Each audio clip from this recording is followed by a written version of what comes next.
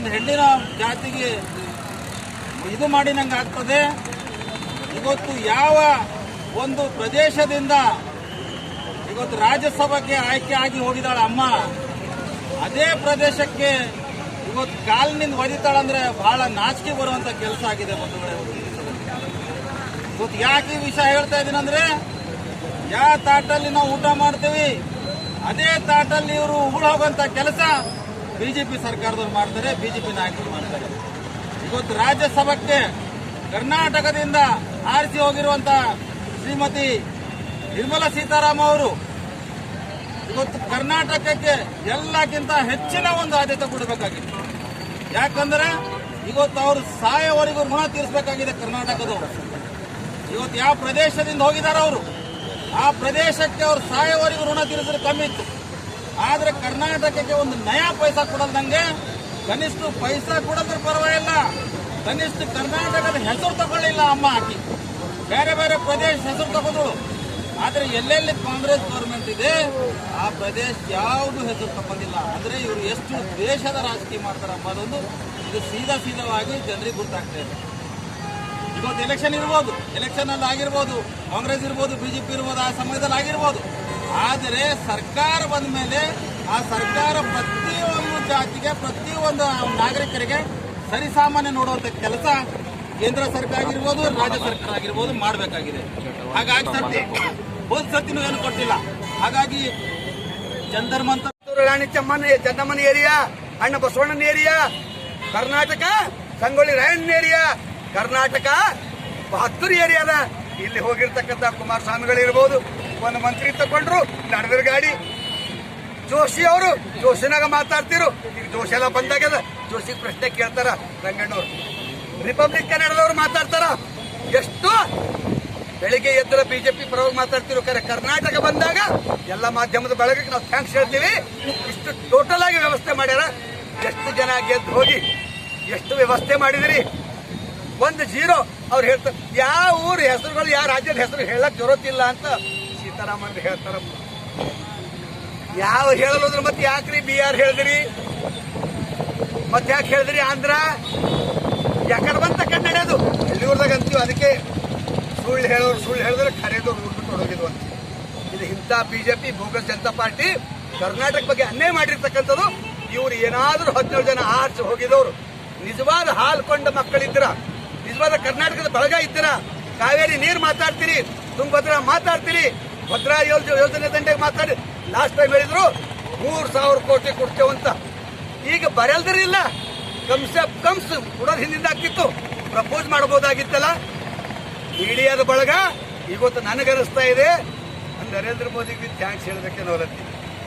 ಮೀಡಿಯಾದವ್ರು ಬಾಯಿ ಬಂದ್ ಮಾಡಿದ್ರು, ಆದ್ರೆ ಇವತ್ತು ಅವ್ರು ಮಾಡೋ ತಪ್ಪಿಗಾಗಿ ಮೀಡಿಯಾದವರು ಓಪನ್ ಆಗಿ ಬಾಯಿ ತೆರಿತಾ ಇದಾರ, ಓಪನ್ ಆಗಿ ಖುಲ್ಲ ಮಾತಾಡ್ತಾ ಇದಾರ. ಅದಕ್ಕೆ ಮಾಧ್ಯಮದ ಬಳಗ ರವಿ ಕಾಣದ ಕವಿ ಕಂಡಿದನಂತ ಮಾಧ್ಯಮದವ್ರು ಯಾರು ಗುಲಾಮ್ ಆಗಬಾರ್ದು, ಮಾಧ್ಯಮದವ್ರು ಯಾರು ಕೈಗೊಂಬೆ ಆಗಬಾರ್ದು. ಮಾಧ್ಯಮ ಬಳಗ ಜಗತ್ತಿಗೆ ತೋರಿಸ್ತಕ್ಕಂಥ ಲೈನ್ದಾಗ ಬರ್ಲಿಕ್ಕೆ ಈ ಬಿಜೆಪಿ ಕರ್ನಾಟಕ ಅತ್ಯಂತ ಕಠಿಣವಾದಂತ ಅಗೌರವ ತೋರಿಸಿ ದುಶ್ಮನಿ ಭಾಗ ಮಾಡಿ ಕರ್ನಾಟಕ ಅನ್ಯಾಯ ಮಾಡಿರ್ತಕ್ಕಂಥದ್ದು. ಅದಕ್ಕೆ ಇದರ ವಿರುದ್ಧ ಕರ್ನಾಟಕದ ರಾಜ್ಯ ಸಂದೇಶದ ಮೇರೆಗೆ ಜಿಲ್ಲಾ ಮಟ್ಟದಲ್ಲಿ ಎಲ್ಲ ಇವು ಪ್ರೊಟೆಸ್ಟ್ ಮಾಡ್ತಾ ಇರೋದು.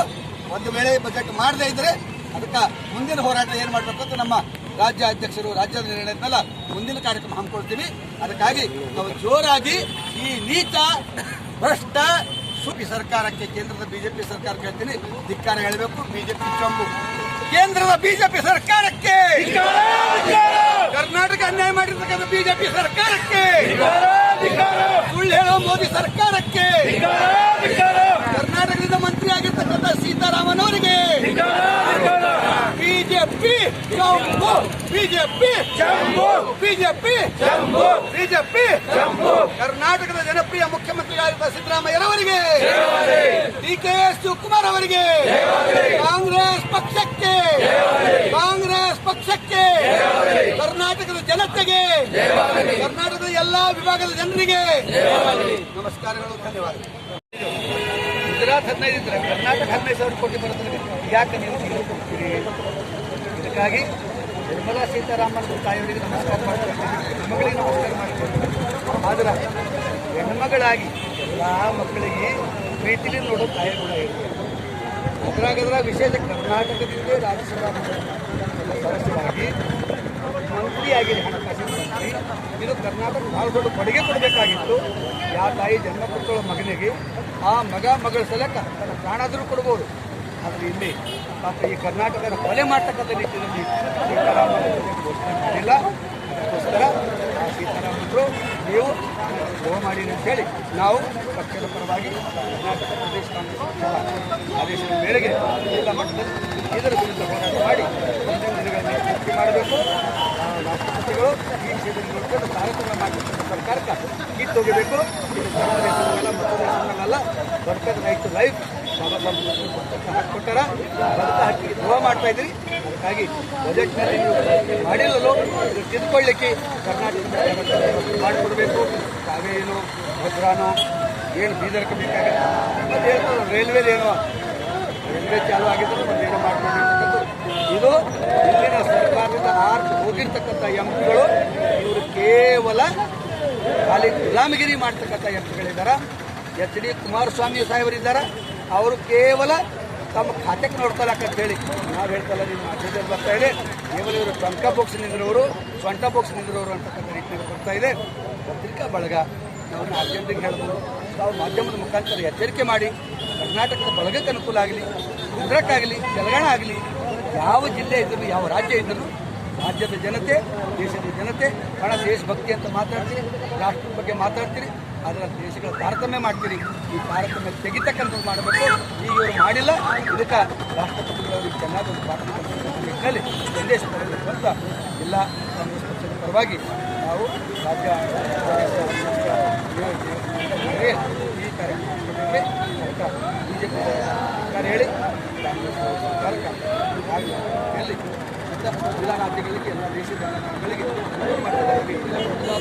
ಪ್ರಯತ್ನ ಮಾಡಬೇಕು.